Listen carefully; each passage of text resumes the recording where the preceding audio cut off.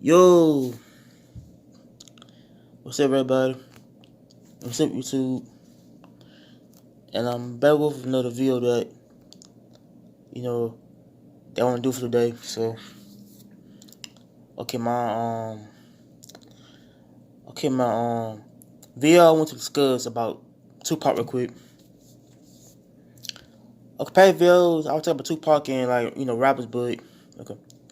the video I'm getting yeah, okay. Okay, in the video I want to get deep to the on his death, on how on how Tupac was before when he signed Death Row, but okay, and how he was, I say with your night book. My title I'm available called is basically gonna be called Did Tupac Die Gangbanging? Okay, my topic I want to talk about today is Did Tupac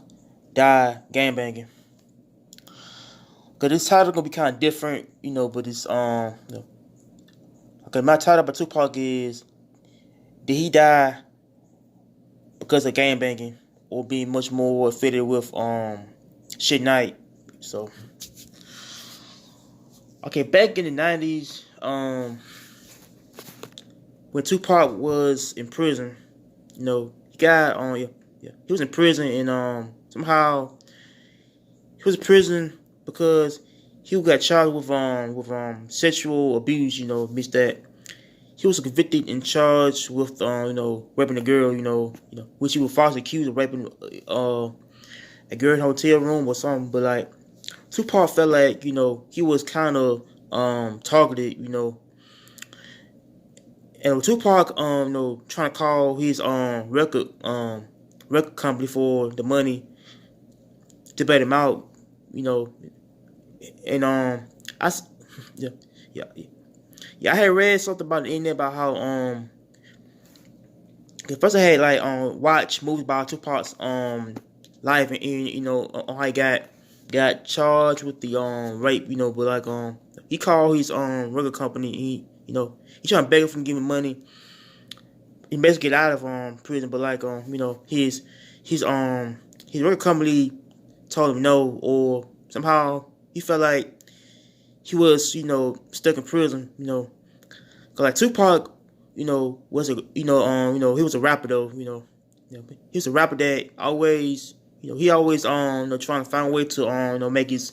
career get further. Like Tupac always get charged with like fights and stuff, and how he always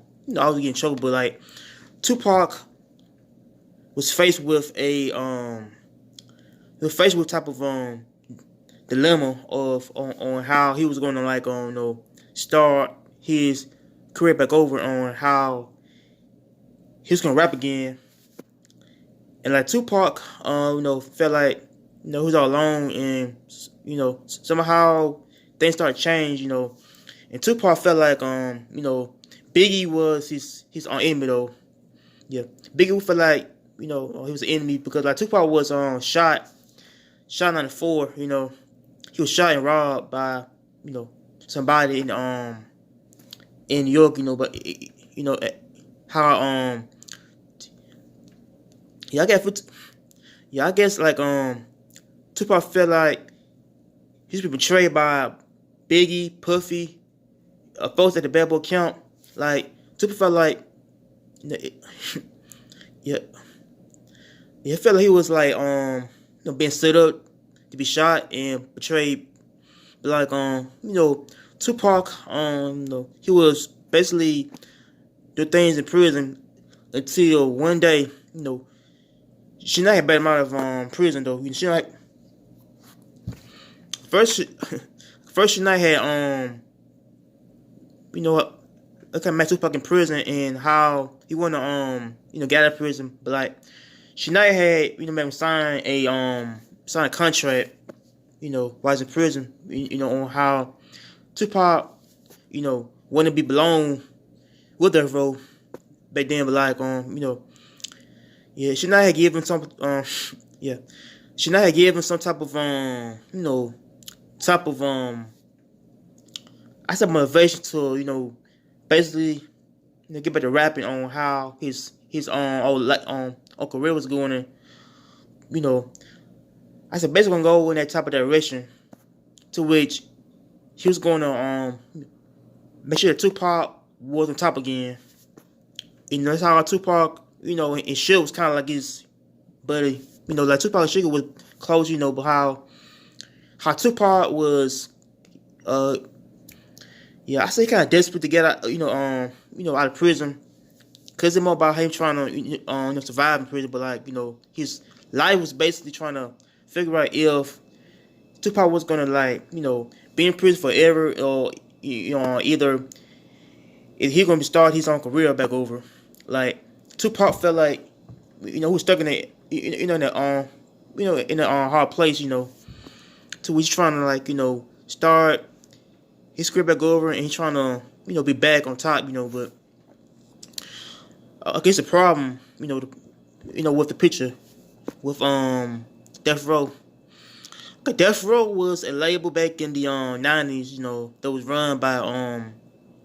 that was shit nice frame called Harry-O or something. Yeah, I heard first I had I seen the movie about on TV about how Death Row was founded by Harry-O, which was a drug dealer, and somehow he was trying to get into the music business, but how Death Row was founded back in the 1990s, it's by Harry-O, which is Shana's partner, somehow they got falling out, over that deal, and somehow Harry-O went to prison, and Shania had started Death Row Records, on his own, but yeah, then Shania started this label back then, and somehow things went sour with the label. Yeah, the label was about how Shania wasn't paying all this money, and somehow Shania was basically doing stuff like being involved with the Bloods, the gang state, which is in California, but Shania was part of this. I said, yeah, I said he was part of this gang in California, which is the Bloods, which is this the color they use, out there, but Tupac kind of didn't know that this record label was basically was a blood label, which brought gangs, on how Tupac was kind of I say he was being much yeah, I say he was affiliated with the I say the hold on, I say he was yeah, I say he was affiliated with the gang culture out there in California, on how Shania was influenced Tupac to be down with him, on how Tupac felt he would I don't know. Let me see. Tupac felt he wouldn't be down with something, So I guess he want to represent the gang culture, with the Blood and Crips, on how Death Row was founded, But Tupac got out of prison, and then he started first doing his first album called Eyes on Me album. First he did his first album Eyes on Me, the label, and somehow things went left with label, shit night started getting in trouble, and I thought that Dre left the label back then because that Dre felt Death Row was basically a bad place to be in, to which he was basically seeing people get beat up on how Chanel was being a terrorist bully, on how I was trying to start fights and shoot people, but I don't know, but Death Row was basically on a label that was, I say, been known for being I said being more like a gang label, instead of being a good label to which you can really have artists who trying to do their thing, but Tupac was kind of Yeah, Tupac was kind of like aware about this situation though, and Tupac felt like he don't got no friends, he had nobody, but like Tupac felt like he trying to represent the gang culture, and somehow Suge Knight had he was basically trying to basically get to basically trying to get Tupac to do 2 albums on the label, and somehow he did 2 albums, but like right after he died, Tupac I said right Tupac died, yeah, I had like I said some things about the on how Tupac was robbed, off death row, somehow some folk blame Suge Knight for taking Tupac's money, and how she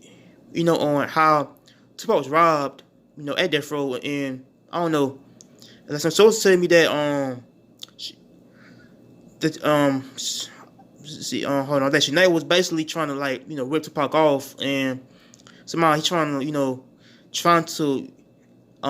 handle his copyright, his Tupac's music, but yeah, that Tupac kind of wasn't aware about this thing going on, on with Death Row, and how Tupac, I said, get involved with the gang culture, and how he trying to get a fight with the hold on, but Tupac felt like he was more a part of the gang, no one's a mob, and I said, but in reality, Tupac wasn't even gangster. Yeah, Tupac wasn't even gangster. He wasn't even a Crip or Blood. And Tupac felt like, he wasn't part of this his camp, means that he started to get, I don't know, I guess get much to the gang life, to like to when Tupac died gangbanging, means that Tupac felt like, yeah, I think he felt like he's trying to protect his label of thieves, gangbangers, and crooks, on somebody who wasn't like being down with the label, and somehow Tupac, started to fight this Crip gang member, Little Anderson, which he did, and somehow Tupac felt like he had to fight Atlanta Anderson for his chain, like chains, it being, the road is basically like basically it's kind of more like a bounty hunting chain, how Tupac felt like he was being being much representative guy, that he lost his life of gangbanging, and how Tupac felt like he was being involved with something that it could really can cost him his life, and and he died. So, but come to think about Tupac's life and how he got how he was being died gangbanging. So it might it's my video for day or so. So y'all, peace, amen.